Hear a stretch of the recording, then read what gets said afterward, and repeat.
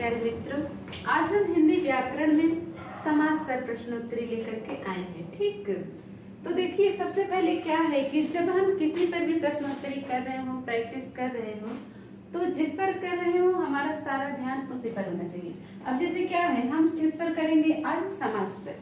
तो समास की प्रश्नोत्तरी करने से पहले हमें समास के बारे में मतलब की सारी जानकारी हो जानी चाहिए कि समास क्या है, समास किसे कहते हैं, समास के प्रकार कितने हैं, पदों की प्रधानता के आधार पर समास के कितने भेद हैं, या कारक चिन्ह के आधार पर समास के कितने भेद हैं।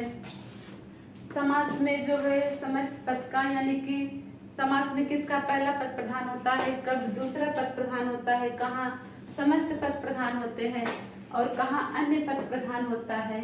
तो ये सब सारे जो है कि मैटर हमारे माइंड में आ जानी चाहिए। जब ये सारी बातें आ जाएगी माइंड में, तभी हम इस पर जो है अच्छे से इसकी प्रश्नोत्तरी हल कर पाएंगे। ठीक, तो चलो हम देखते हैं आज का पहला प्रश्न। पहला प्रश्न ये है कि काव्य प्रवीण शब्द में समास बताओ। काव्य प्रवीण शब्द में समास बताओ। अब ऑप्शन है कर्मधारय, तत्पुरुष, बहुव्रीहि और अव्ययभाव। अब देखिए काव्य प्रवीण यानी कि काव्य में प्रवीण, काव्य में प्रवीण, तो इसमें कौन सा समास हो जाएगा? तत्पुरुष समास। और तत्पुरुष में कौन सा? अधिकरण तत्पुरुष समास। ठीक,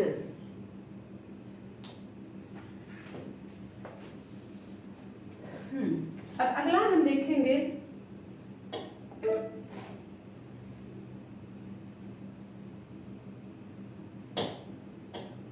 अब अगला मतलब प्रश्न है कि आचार्याधीत शब्द में समास बताओ। अब पहला ऑप्शन है द्वंद्व समास, बहुव्रीहि, अव्ययभाव और तत्पुरुष। आचार्याधीत, देखो आचार्य प्लस अधीत, अगर इसमें संधि हम देखें तो कौन सी संधि होगी? दी। आचार्य प्लस अधीत।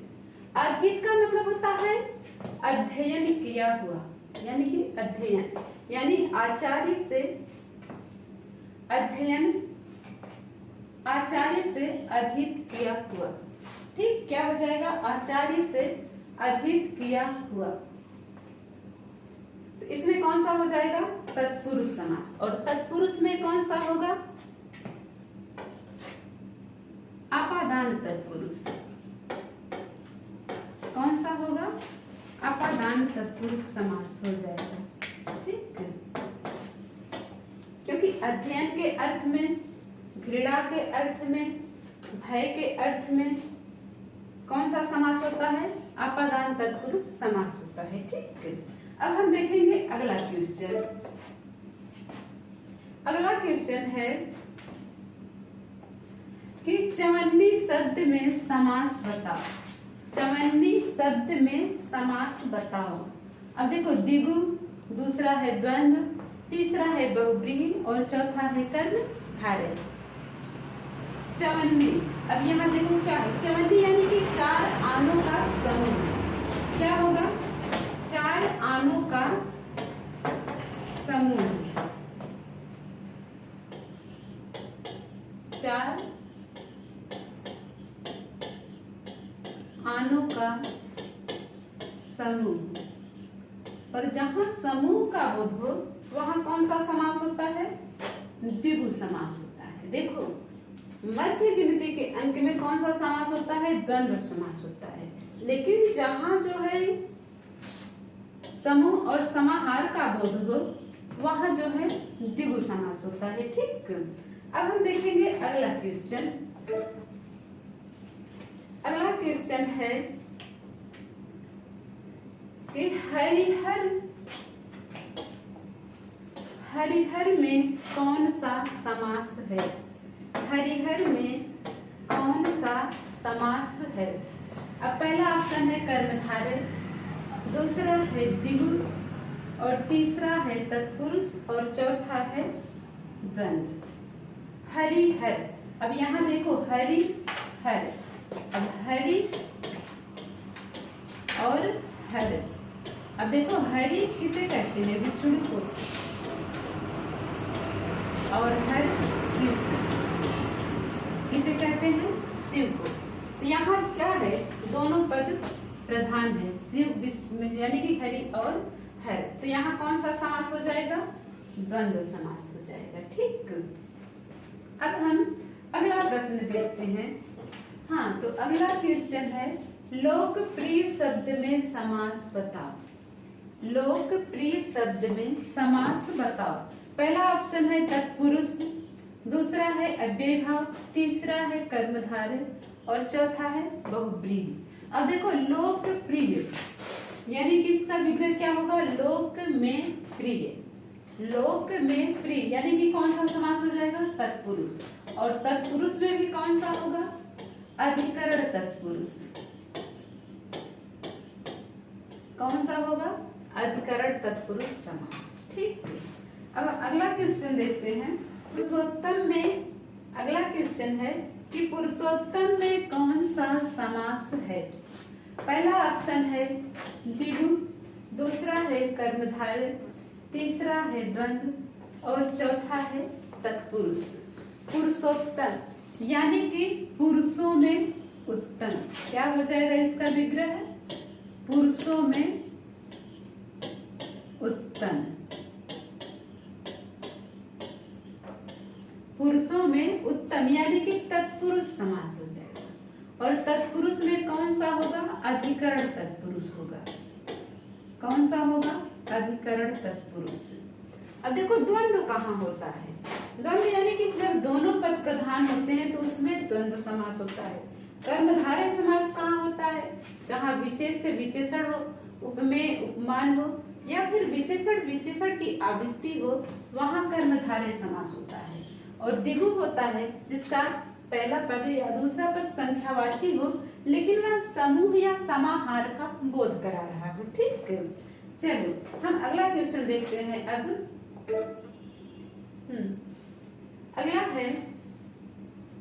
अगला क्वेश्चन है कि पथभ्रष्ट में कौन सा समास है।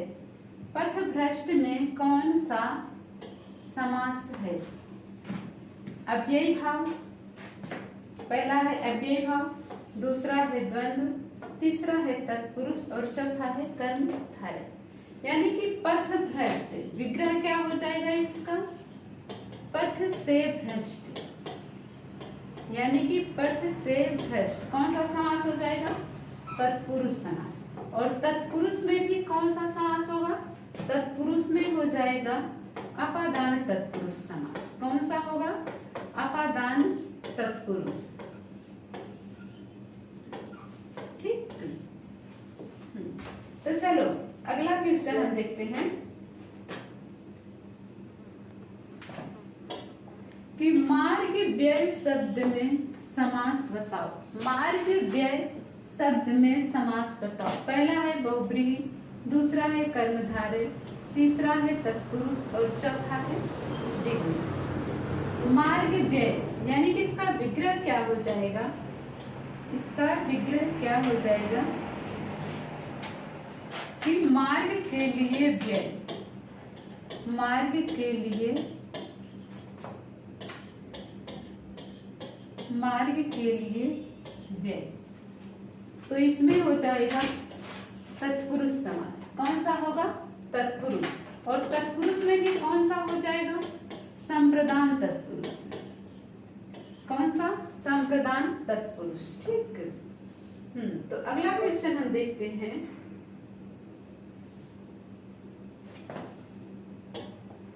कि कृपा पूर्वक में कौन सा समास है। कृपा पूर्वक में कौन सा समास है। पहला ऑप्शन है द्वंद्व, दूसरा है द्विगु, तीसरा है कर्मधारय और चौथा है अव्ययी भाव। पहला है द्वंद्व कृपा पूर्वक। कृपा पूर्वक यानी कि विग्रह क्या हो जाएगा, कृपा के साथ। कृपा के साथ, कृपा के साथ। यहाँ क्या है, यहाँ दूसरा पद अव्यय है।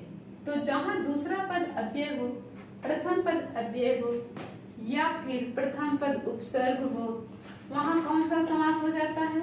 अव्ययी भाव समास हो जाता है। ठीक, तो कृपा पूर्वक में कौन सा समास है? अव्ययी भाव समास है।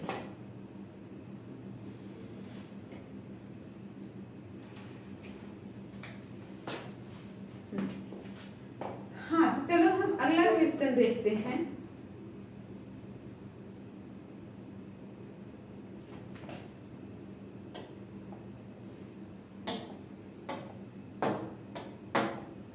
कि किस विकल्प में तत्पुरुष समास है?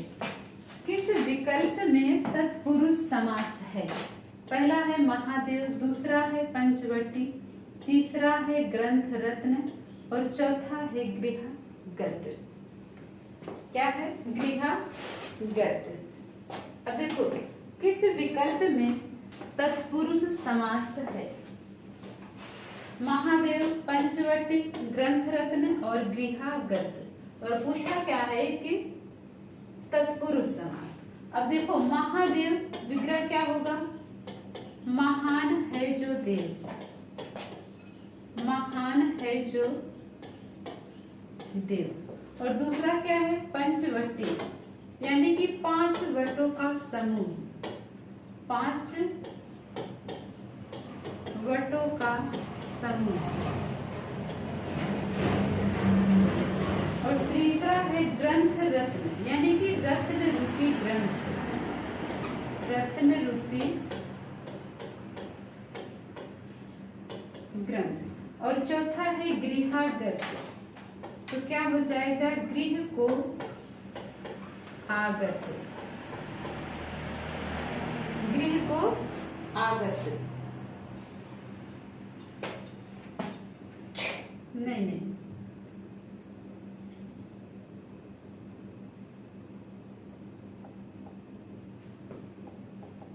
देखो ये, हाँ, तीसरा है ग्रंथ रत्न, यानी कि विग्रह क्या हो जाएगा? ग्रंथ रूपी रत्न, ग्रंथ रूपी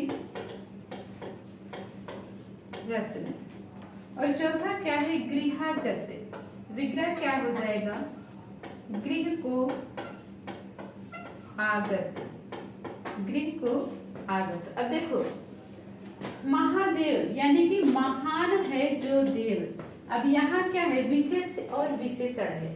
अब देव क्या है? विशेष है। महा क्या है? विशेषण है। अब विशेष किसे कहते हैं? विशेषण किसे कहते हैं? विशेष यानी कि जिसकी विशेषता बताई जाए, और विशेषण जो जिससे विशेषता बताई जाए। अब यहाँ विशेषता किसकी बताई जा रही है? देव की। और किससे? महान से, यानी कि देव विशेष हो गया, महान विशेषण हो गया। तो जहाँ विशेष और विशेषण होता है वहां जो है कर्मधारय समास हो जाता है। कौन सा समास हो जाता है? कर्मधारय समास हो जाता है। अब पंचवटी, 5 वटों का समूह, ये देखो संख्यावाची है 5 वटों का समूह, और समूह का बोध करा रहा है। तो यहाँ कौन सा समास हो जाएगा? द्विगु समास हो जाएगा। और यहाँ है ग्रंथ रत्न, ग्रंथ रूपी रत्न, यानी कि इसमें भी क्या है? कर्मधारय हो जाएगा। ठीक। और गृहगत, यानी कि गृह को आगत। अब यही ऑप्शन आपका क्या है? सही है। क्या है? ये गृहगत, यानी कि गृह को आगत। और कौन सा हो जाएगा तत्पुरुष में? कर्म तत्पुरुष समास, कर्म तत्पुरुष समास हो जाएगा। ठीक, चलो हम अगला क्वेश्चन देखते हैं। अगला है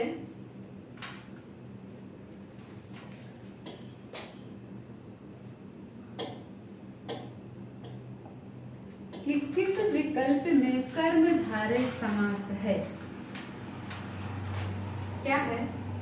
कि किस विकल्प में कर्मधारय समास है? अब पहला ऑप्शन है रणवीर, दूसरा है दुश्चरित्र, तीसरा है विचारमग्न और चौथा है सिरदर्द। अब देखो रणवीर, इसका विग्रह क्या होगा? रण में वीर, क्या हो जाएगा? रण में वीर। दुश्चरित्र, यानी कि बुरा है जो चरित्र, बुरा है चरित्र। अब यहाँ क्या है, दुष् उपसर्ग लगा है, दुष् उपसर्ग का मतलब क्या होता है, बुरा होता है। अब विचार मग्न, यहाँ क्या हो जाएगा, विचार में मग्न, विचार में मग्न। और यहाँ क्या है, सिर दर्द, विग्रह क्या हो जाएगा, सिर में दर्द, सिर में दर्द। अब देखो रणवीर, रण में वीर, यानी कि ये क्या है, अधिकरण तत्पुरुष समास, अधिकरण तत्पुरुष। और दुष्चरित्र, बुरा है जो चरित्र, यानी कि इसमें कर्मधारय समास। और विचार मग्न, इसमें भी क्या है, अधिकरण तत्पुरुष। और सिर दर्द, सिर में दर्द, इसमें क्या है, अधिकरण तत्पुरुष। अब देखो पूछा क्या है कि किस विकल्प में कर्मधारय समास है। रणवीर, रण में वीर अधिकरण हो गया। दुष्चरित्र, बुरा है जो चरित्र, यानी कि दूसरा वाला ऑप्शन आपका सही है कि बुरा है जो चरित्र। चलो अब हम अगला क्वेश्चन देखते हैं। ठीक, अगला क्वेश्चन है, किस विकल्प में सही समास विग्रह नहीं है। प्रेमातुर, स्वरचित, भूखमरा और जल प्रवाह। तो ये क्वेश्चन थोड़ा सही नहीं है, हम अगला क्वेश्चन देखते हैं। ठीक, हाँ, तो अगला क्वेश्चन है, किस विकल्प में कर्मधारय समास है। तो पहला है सुभागमन, मालगाड़ी, अनभिज्ञ और अष्टाध्यायी। अब देखो अष्टाध्यायी में कौन सा है, अष्टाध्यायी में दिगु है, दुगु या बहुब्रीहि।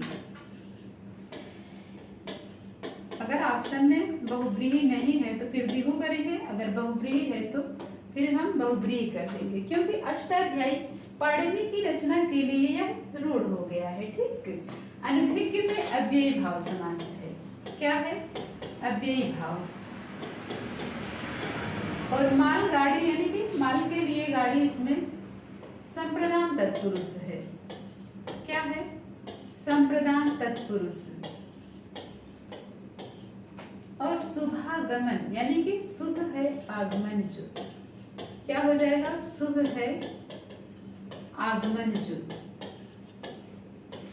अब यहाँ आगमन की विशेषता क्या है, शुभ है, यानी कि विशेष और विशेषण है, तो यही क्या हो जाएगा, यही हमारा ऑप्शन सही हो जाएगा। ठीक, कौन सा, शुभागमन। चलो हम अगला क्वेश्चन अब देखते हैं।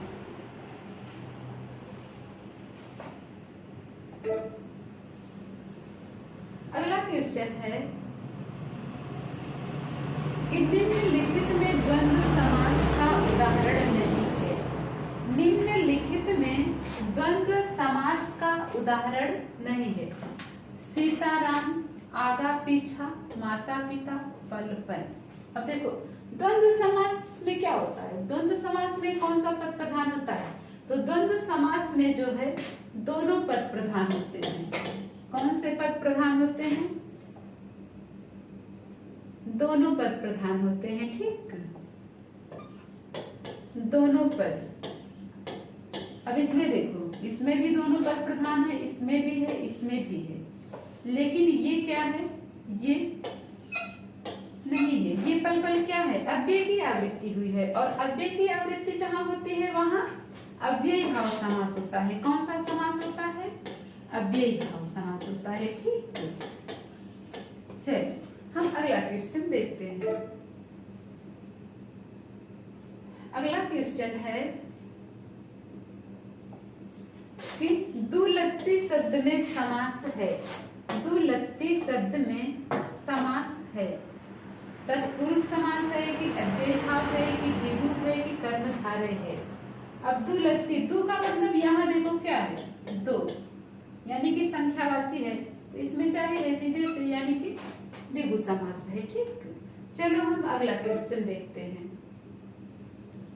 अगला क्वेश्चन है कि निम्नलिखित में से कर्मधारय समास वाला विकल्प नहीं है। क्या पूछ रहा है, कि कर्मधारय समास वाला विकल्प नहीं है। अब पहले ये सोचो कि कर्मधारय होता कहाँ है। कर्मधारय समास में क्या होता है? कर्मधारय समास में ये होता है कि विशेष्य और विशेषण होते हैं, उपमेय और उपमान होते हैं, और विशेषण विशेषण की आवृत्ति होती है। अब यहाँ देखो, महापुरुष यानी कि महान है जो पुरुष। अब पुरुष क्या है? विशेष्य है, और महा क्या है? ये विशेषण है। तो यहाँ विशेष्य और विशेषण है, यानी कि इसमें कर्मधारय समास है। अब युद्ध भूमि, पीत पर्ण। अब पीत पर्ण, पीत यानी कि पीला, और पर्ण का मतलब होता है पत्ता, यानी कि पीत है जो पर्ण। अब यहाँ भी क्या है? पर्ण विशेष्य है और पीत जो है विशेषण है, यानी कि पर्ण विशेष है और पीत विशेषण है। अब कृष्ण मेघ, यानी कि कृष्ण है जो मेघ। कृष्ण यहाँ विशेषण है और मेघ यहाँ क्या है? विशेष्य है। कृष्ण का मतलब काला होता है, मेघ का मतलब बादल, यानी कि काला है जो बादल, यानी कि कृष्ण है जो मेघ। हाँ, एक बार ध्यान रखना कि यानी कि समास में विग्रह करते समय हम इसके मूल शब्द को ही लेंगे, उसके पर्यायवाची को नहीं लेंगे। तो कृष्ण मेघ यानी कि कृष्ण है जो मेघ ही लेंगे, ठीक है। अब इसमें भी कर्मधारय है, इसमें भी कर्मधारय है, और इसमें भी कर्मधारय है। अब युद्ध भूमि, युद्ध भूमि यानी कि युद्ध के लिए भूमि, युद्ध के लिए भूमि। इसमें क्या है? इसमें हो जाएगा तत्पुरुष और संप्रदान तत्पुरुष, संप्रदान तत्पुरुष, ठीक। तो हमारा यही ऑप्शन क्या हो जाएगा? सही हो जाएगा। चलो हम अगला क्वेश्चन देखते हैं।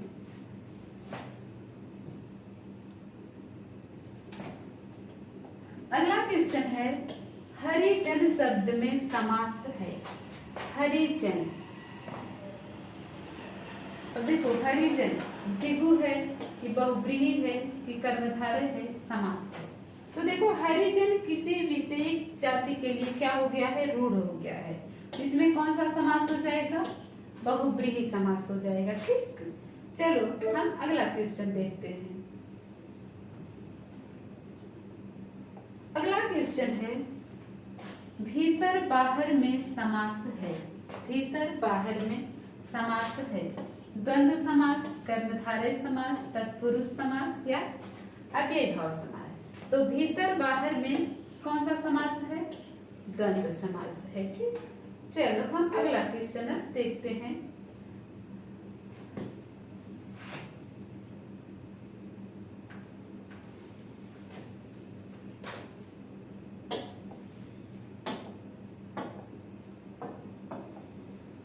एकांकी शब्द में समास है। एकांकी यानी कि एक अंक है, और एक अंग का क्या होता है? नाटक होता है, ठीक।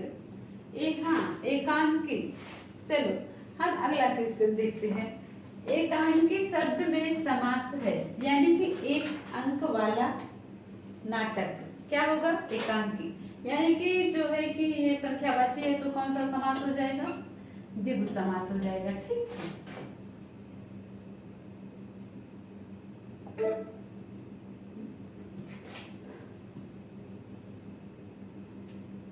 हाँ, तो आज की प्रश्नोत्तरी यही पे जो है।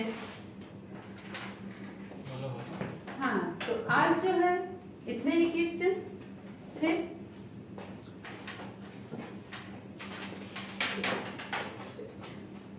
हाँ, तो आज की प्रश्नोत्तरी में जो है 20 ही क्वेश्चन थे, ठीक।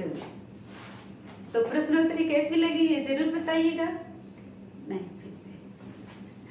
हाँ, तो ये मतलब, हाँ, तो ये आज जो है 20 ही क्वेश्चन थे।